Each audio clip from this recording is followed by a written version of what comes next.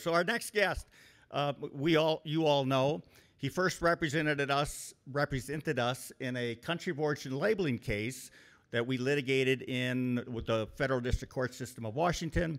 He represented us in our initial checkoff case that addressed the constitutional issue as to whether or not you as individuals can be compelled to subsidize private speech from a private entity. And he's currently representing us in our current litigation. So David Muraskin is Managing Director for Litigation at FarmSTAND.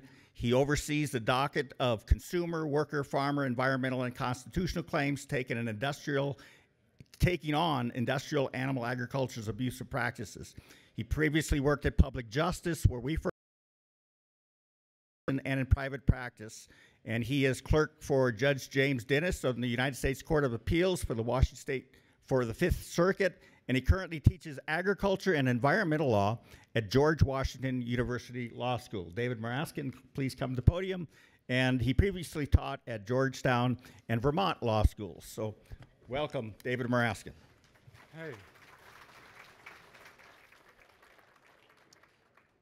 Thanks so much for having me. And someone asked me yesterday how long I've been coming here. I looked it up. It's been since 2016. So we've been doing this a while together. And that's because the court systems are slow. And I am sorry for that. But what I'm here to talk to you about today is that I think we can use what we've gotten out of the court systems already to advance your legislative fights. That a lot of what we at FarmSTAND, where I now work, used to be public justice, focus on is that the courts may not be an end unto themselves. You may not be able to win everything you want in the courts, but hopefully we can get you information so you can do the legislative work that your committee chairs talked about, that Bill talked about, that we can work across those different levers of government to try to get you what you need and deserve in order to thrive in this economy. And what we've been doing in the checkoff is really focusing on those issues. So let me try to take you through where we were. So as Bill mentioned, we started with a constitutional issue. Can you guys be compelled to fund the checkoff when you don't agree with the checkoff statements? And the original answer we got was, no, you can't be compelled. We won that issue. A court in Montana held that since the checkoff's inception in the 80s, you have been illegally funding the state beef councils. The state beef councils were improperly structured. They were private. When we started this case in 2016, Bill couldn't even know when the Montana Beef Council was meeting because it was a secret, because it was entirely private. No member of RCAF could run to be a member of the Montana State Beef Council because it was a secret, because it was entirely private. And that's unconstitutional, and we won that. And we made them change the structure of the beef checkoff itself to try to get more transparency and more access. And that's what we did first with you all. The problem is USDA then came in and made a very small tweak, in my opinion, entered in these things called Memoranda of Understanding, MOUs. You're going to hear me refer to this a bunch throughout this case, or throughout this talk. And these MOUs made some changes, gave some transparency, but in my opinion, not enough. Nonetheless, the court said that was sufficient for the Constitution. It isn't sufficient to make sure that your guys' money isn't going to NCBA or USMEF, but it lets us track the money a little bit better.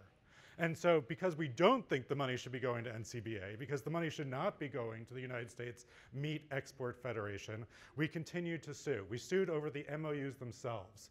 So Bill's been talking to you about rules. You heard from Andy Green yesterday about the rules that they're promulgating under the Packers and Stockyards Act. Those rules come with their own rules. You have to typically when you make rules, you need to typically go through what's known as notice and comment, which is a process under what's known as the Administrative Procedure Act, which requires that you get to tell the government what you think those rules should be. You get to tell them why you're concerned about them. You get to tell them why they should change. You get to tell them what they should be. And with the checkoff, the government didn't do any of that. When it entered into the MOUs, it just entered into them. It recognized that it had been screwing up for the last 20 some odd years or 30 some odd years and just tried to do a quick fix. And entered the MOUs that had this very narrow change, let us know where the money was going, but didn't actually restrict where the money went. So we could tell you that the money's going to NCPA. We can now tell you the money's going to USMEF. We can tell you when the Montana Beef Council's meeting. You can run for election, although you probably won't win. But we can't actually stop that. And that's because the government ran in and made these rules without asking for anyone's opinion on what they should be. They made these MOUs just because there was a way of convenience to keep the system as much as it possibly could the same. And so we've now sued over those MOUs. Just like you guys sued over the RFID tags, we sued over the MOUs and said that the government failed to follow its requirements for procedure and need to hear from you about how those MOUs should be structured. The government tried to dismiss us out of court. We defeated that. But then we now have to prove up that you guys are injured by the checkoff. And this is where the legislative and legal parts of this come together. And this is where I'm not going to make you chant anything like yesterday's speaker, but this is where I hope you really pay attention to what we've been able to uncover, because I think it will help you in your fights on the Farm Bill. We used a theory that should be very similar to something that you guys know and feel in your bones to try to prove up how you are injured by the checkoff. That when someone increases competition against you, when they help your competitors, you lose money.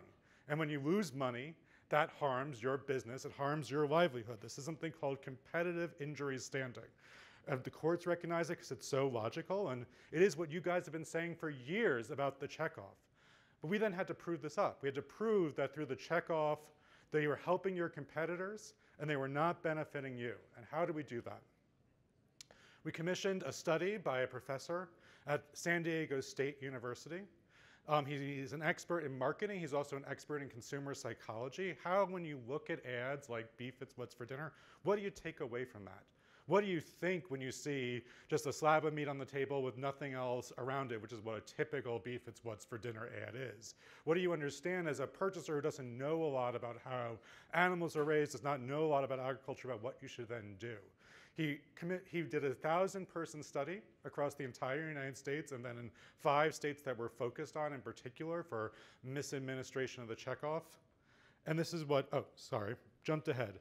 This is the core of the study. He pulled up these 2 checkoff ads. The one on your left, excuse me, is a classic. This is just a regular checkoff ad. This is what is run by NCBA on a regular basis around the country on Facebook, on billboards. This is not, I didn't do anything to this ad. This is just what they run. On the other one, we added this minor text at the bottom. That's all we did. We just added very little text at the bottom that said there's differences in the way beef is produced. And you might want to consider the ways in which that beef is produced and the differences that it makes. It says beef's produced in the United States. It's governed by American laws that have benefits for labor, the environment. We're going to have low carbon footprint. There's going to be different laws across the world. People might have different preferences. All we did with this ad was say, you just want to think about where the beef comes from. And that could have a difference in what you're eating. Minor text at the bottom, no other changes, just a duplicate. We showed these 1,000 consumers these ads. What did we find? We found that when you see the regular ad and you don't know about agriculture, you don't know about how an animal is raised, you don't know how your food is produced, when you just see a slab of meat on the table, what does that tell you? It tells you that meat's a commodity. And I don't mean that in the commodity trading sense. I mean that in that it's interchangeable. That you can purchase any piece of meat, because the message of an ad like this is that you just need to eat more beef. It doesn't matter what's in the beef. It doesn't matter how the beef was raised. It doesn't matter where the beef comes from. So when you see an ad like this, you think, buy beef, and then what you think is, I'm price sensitive. I care how I spend my money. I care that I don't want to waste money on something that I don't know the difference of. And so I'm going to buy the cheapest possible piece of meat. Who does that benefit? That benefits the people who can produce the cheapest possible piece of meat. It particularly benefits the people who have international supply lines where they can constantly play arbitrage across the different types of meat being produced and lower the price by bringing in imports. When you see the beef checkoff ad, you are saying buy Packer meat at the lowest possible price. And so we don't care what else we do because we're just buying meat like this ad tells us. When you see the other ad, the second ad I showed you, let's see if I can go back. This ad on the right that just has the little text added that only gives factual information about how beef might differ. When you see that second ad, you're actually willing to pay more for the beef. Because if you know that beef might be different, if you know that there might be differences in what you're purchasing, as the gentleman told you yesterday, people care about their families, they care about what they're serving, and they're willing to look out for that, and they're willing to dip into their pocket for that, and they're willing to pay more. And that means that the checkoff is reducing money coming to you, because by not making this differentiation, it's saying go to don't look out for the things that we could pay more for. Don't look out for what we would pay more for, which often is domestic beef. There are a lot of studies that show people choose domestic beef. And you're going to hear from NCBA, if you made this slight differentiation, you're going to drive down all the purchasing of beef. That if you made the slight differentiation in the ads, people might be willing to pay more from time to time, but they wouldn't buy as much beef. We proved that was wrong. You see the second ad, purchasers are willing to purchase the exact same amount of beef as they were before, but they recognize that when they can differentiate beef, when they can understand how the beef is made, when they can understand where it comes from, they're willing to pay more, but they'll still buy the other stuff sometimes. It raises all boats, but it particularly raises your boats more, because that's what consumers care about. And by not doing this, the checkoff saying, no, buy the cheapest stuff, go to the packers, give them more of your money, don't give it to domestic producers. So the bottom line here is, through this judicial case, we've been able to say that the checkoff could increase your sales. Very minor changes to these ads could increase your sales, could benefit domestic producers. And USDA is just choosing not to do this. This is a good legal argument. I think it's a better legislative argument. You guys could pass the OFF Act tomorrow. Stop at NCBA, USMEF from controlling the ads, putting the packer-produced ads out there that say buy whatever beef, and make these minor changes, and you can help domestic producers in an instant. USDA is choosing not to do this, and it's doing it and it doesn't need to, right? It needs to just help domestic producers. That's its duty, and that if USDA chose right, it could do more, and you can pass the OFF Act. And in fact, again, because our underlying theory is you're being harmed, without doing this, USDA is actually taking money out of your pockets. What it's doing is it's saying, look, we want beef to be a commodity. We want to go to the packers, and we want to say, okay, we want people to say, buy the cheapest product out there. And by doing that, that places downward pressure. People are willing to go to the lowest common denominator, not your beef, when they would be willing to do more. Right? So you now have evidence in a court record that you can take to the Hill and say the OFF Act is needed. This is actually harming us. And oh, sorry, wrong direction. And I'm not naive. There's another side to this. We've been fighting this for a bunch of years because there is another side to this. And we have to be prepared for what the other side's going to say. So what the other side is going to say is that we have a bunch of studies that show that the checkoff helps everyone. And that it helps everyone, and that the way it's working is good for us. It's putting, what, $11 in your pocket. That's probably the quote you've heard a lot. This is the guy who does that study. He's a professor at Cornell. He's the guy who does basically every checkoff study you've ever heard of. It's this dude. It's also the guy USDA hired to rebut our report in this case. So that means we got to take his testimony. And so what can I tell you about this guy and his studies? Well, he admitted under oath in our case that his studies are not about how the checkoff does or doesn't harm domestic producers. He's an economist who looks at global economies, large-scale economies, and so his question when he sits down to study the checkoff is, does it do anything to raise beef sales? And as I told you, we all admit the checkoff does something to raise beef sales. You see the checkoff images, you see the slab of beef on a table, and you go out and you want to buy beef. And so of course that increases sales. And so what his studies say is those ads work. They increase overall sales. And so when he's saying keep the checkoff, he's saying that's what you should keep on doing. But he never bothers to ask, is there another way to help domestic producers? Is there a way in which we could do the ads differently that might be better? Is there a way in which we could differentiate between beef that might raise your boats more as consumers want, even if it raises everyone's boats some? That's just not the question he's asking. And so when you hear the $11 figure, know that it's a smoke and mirrors. They may very well be right, but it's the wrong question. And so what they're doing is they're putting information before Congress that just isn't getting at what your issue is. In fact, we had him do the data the way we wanted. Can we differentiate beef and still help everyone, and particularly help the domestic producers?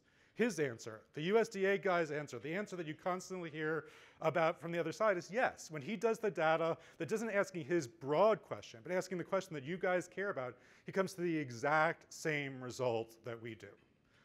And the reason we get so many different arguments from the other side might have a lot to do with the fact that he's made his life out of helping USDA make these arguments to keep the program the same.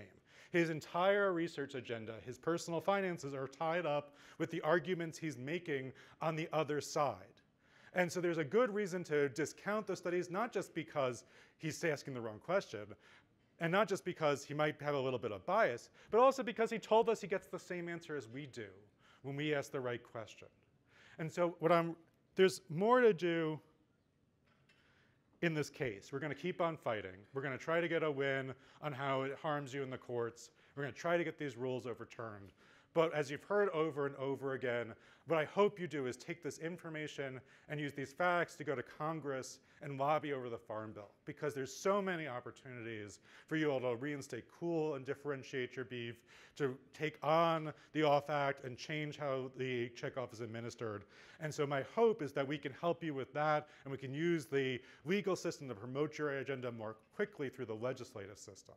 And that's what we're doing with RKF. I'm be thrilled to take your questions, and also, I'm happy to talk to you at any time. That's my cell phone number, my personal email. Bill also, and Candace, and Jada, and all the wonderful people who put this conference on know how to reach me. So with that, I'm happy to take any questions you have, but thank you very much for your time.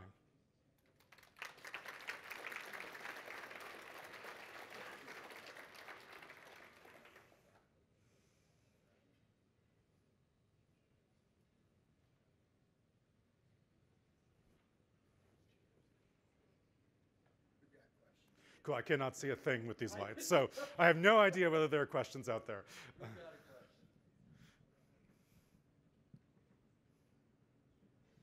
Thank you, David, for all the work you've done on this. Have you had a chance to look at Tracy Hunt's presentation on the Global Roundtable for Sustainable Beef? I sat through Tracy's presentation yesterday. I think, where we as lawyers need to focus is on things we can prove in court, and that where we can get experts to testify to things. And I think that that's where we're focused, which is on what we can actually show consumers know and do. Okay, so the beef checkoff is supposed to increase sales of beef. And thanks to Tracy Hunt's presentation, the beef checkoff is signed on with the World Wildlife Fund to promote the Global Roundtable for Sustainable Beef. And if you listen to Jason Clay, one of the head guys at the World Wildlife Fund, he sits there and says that our cattle are the #1 cause for global warming, on and on and on. And he says that we need to reduce the consumption of red meat, which is beef, worldwide. How can the beef checkoff sign on to promote something like that? So, with due respect to Tracy, what I would say, which is slightly different, is that the problem isn't that there's a question about the environment there. The problem is that the checkoff's being used by industry to distort what the environmental issues are. So when the checkoff signs on to work with industry, what it's doing is it's helping organizations like Tyson say that its beef is better than your beef, right? Tyson is out there with braised beef, probably some of you have heard about this, that claims to be more environmentally beneficial than beef that you guys produce on range, right? And what my concern is that when the checkoff works with Tyson, it's putting its weight behind those claims and distorting the claims that are actually true about domestic beef. I think that you guys, I was saying this to Bill yesterday, the second conference I ever attended, someone asked me, are you an activist? And I was supposed to be scared of that word. Am I an activist? We're all activists in this room. You guys are taking on power and systems that are entrenched. And that's in the packers who the beef checkoff is working with. There are the environmentalists, when they're doing their job well, are doing the same thing. What they're saying is there are companies out there that are polluting and that are distorting how the market works. And we need to change how we talk about these issues, change how we understand them, and then give more power to people who are actually working on the ground to change this. That's how I would say the checkoff is distorting this system.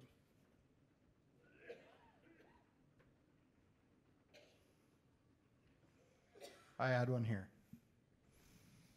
Hey, Dave, this is Dave Wright. That economist you had up there just a little bit ago, it used to be for years and years and years and years, it was only a $5 return on investment. And what the checkoff did, they did what every good lawyer does, they narrowed the discussion. So what they did was they threw out all the beef councils and just considered CBB's budget. That would be half the checkoff, because half goes to the beef councils, half goes to the CBB. And once they did that, we miraculously got an $11 return on investment. So it's just false information. It's just card game. Well, I think that's it. It's not false information, it's a card game, right? And you need to understand how to unpack the card game and know the rules that they're playing in order to be able to push back. And that, I think, is the key point here. That's exactly right. They're asking a different question. How is this, if we spend X amount of dollars, does anyone's beef sales go up? And that's different than whether beef sales could go up more. It's different than whether there's a way to make a differentiated market that doesn't help the entrenched packers. Those are different questions.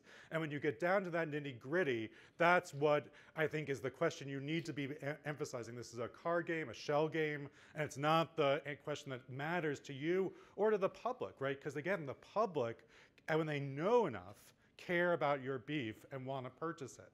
So whether anyone selling more beef isn't the question consumers care about, isn't the question you care about. It's only a question about what the packers care about because they can get the lowest dollar.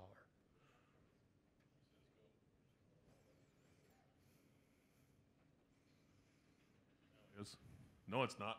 Yeah, there it is. I got two questions for you. One of them is, why can't we convince the checkoff to promote our industry, the livestock industry, that cattle are good for the environment, cattle are a sustainable industry, and that we are doing things to better the environment, and we continue to promote the Big Four's beef product. Livestock is my mainstay. My other question would be, if it's deemed government speech, why am I being taxed to promote government speech? Well, the second one's easier than the first one, because I can tell you just under the law, we all have to promote government speech, whether we like it or not. We're all paying our taxes, and the government speaks in lots of different ways, and I don't like lots of things it says too, and we're all paying for that. So unfortunately, that's just the way our system works. But on the first one, the answer is much more complicated. It's that why aren't they promoting domestic beef? Well, they're going to make the two arguments. One is that the argument I pointed out to you earlier, that the checkoff's working just fine, and it doesn't matter whether it could work better. The other is they will claim that they have an obligation to not disparage, that's the term they use, other brands. And that's why we did our study the way we did. There's nothing in this ad that we ran, and I can see it's off the screen, but if you look back at the ad we ran, it's just a piece of factual information. There are differences. There's nothing disparaging about other beef. In fact, the Beef Checkoff regularly promotes other brands. There are brands for Weber, there are ads for Weber grills. We know there are ads for Wendy's in Checkoff ads. So it regularly promotes brands, and you have a great brand. USA Beef is a great brand. Every study out there says that consumers, when they're given the option, will choose that over other beef. So the Checkoff can promote brands. Promoting and recognizing factual distinctions that matter to consumers isn't disparagement. But what they're going to say is it is because, again, NCBA is run by the packers, and when you are looking at ads that just say, eat any slab of beef on your table, that's who benefits. The packers benefit because they can get the cheapest beef, and people are price sensitive. David, Mike Schultz, Kansas. You know, you talk about surveys, and I was involved in surveys a long time ago. So if you don't know how many are sent out, how many are returned, that's how you should base your decision on the percentages. So if we took a survey here today with 400 people from 20 different states, how do you think we would turn out? I think you would turn out a very specific way, but that's why we don't do a survey in this room. When we do a survey, we make it randomized. We ensure that it's demographically diverse. We ensure that the people haven't actually been pre-exposed to these issues. They don't know why we're asking. We don't say we're doing a survey for RCAF USA. Do you want to support domestic beef producers? We hide all that because we want them to be as unbiased as they can be.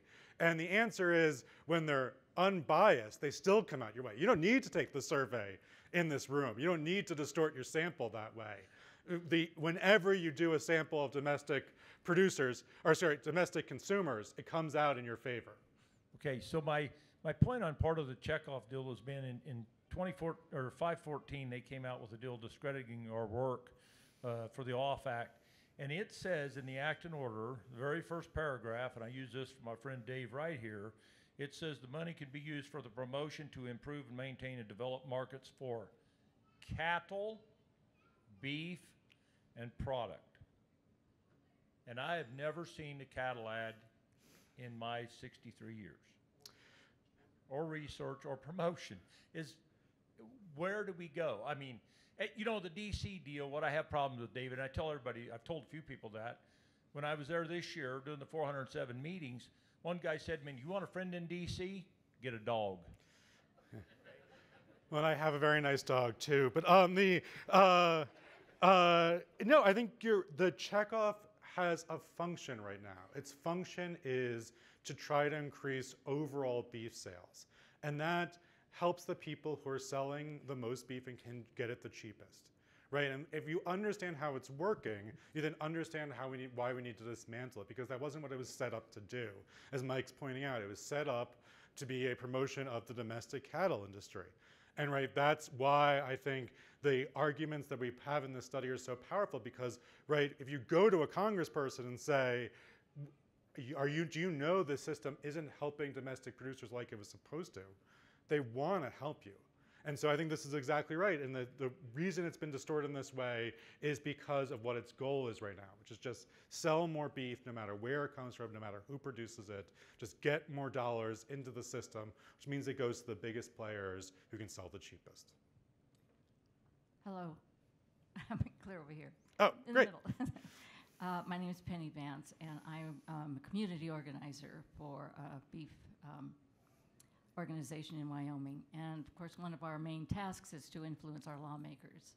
And everybody in here has probably made calls and whatnot to lawmakers. And I think that the main thing we usually say is if you don't support the OFF Act and you don't support reform of the Checkoff, you're not helping, you're harming our family farms and ranches. And that's the big message. And I don't know that we have one that's much bigger than that. My question is, given what you've shared with us, should there be something else we're telling the lawmakers when we're delivering our message? Is there something else we should be really stressing that would influence them that we're not thinking about? Well, so I am not a lobbyist. You have a fantastic lobbyist in Bill, and so he has done a lot of work on these issues, that knows how to phrase these things more better than I do. We do work with Bill to try to figure out how to use this information. We've been trying to figure out the best way to use this study. You just described to me what I would think the message would be, but I leave it to the experts who actually know how to talk to lawmakers. I do think what I hope this does is, as I was talking with the gentleman over there, right, this grounds this in facts that are going to be blessed by a court. It's hard to get better facts than those, right? So this isn't your opinion. This isn't what you experience on a day-to-day basis. All those are true, possibly, or actually, but we're telling you can go to these offices and say, my experience of what I'm seeing in the Checkoff has been studied, it has been proven up, and we can debunk the other side.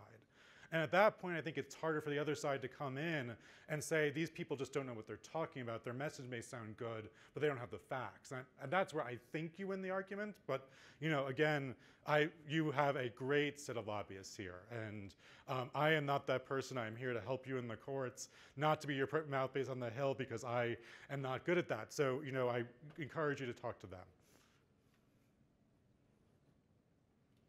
Anything else? Great. Thank you very much.